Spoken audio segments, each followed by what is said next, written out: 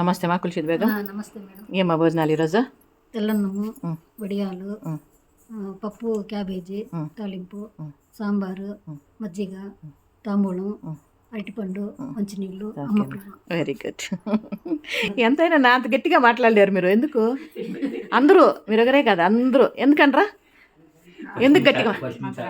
మీకు రాదు గట్టిగా అంటే భోజనం సరిపోలేదా పోనీ? ఏమన్నా భోజనం సరిపోకపోతే చెప్పండి పోనీ. ఇంకేమట్లయితే ఎందుకు పద్మమ్మ ఎందుకు రా మెల్లిగా మాట్లాడి మీరు? అదే గట్టిగా మాట్లాడాలి. పద్మ అయితే వెరీ గుడ్ అమ్మా, గట్టిగా మాట్లాడేస్తాను. సరే అట్లయితే ఇంకమిటి అందరూ గట్టిగా మాట్లాడాలబ్బా. అమ్మ మాట నిలబెడతారా లేదా?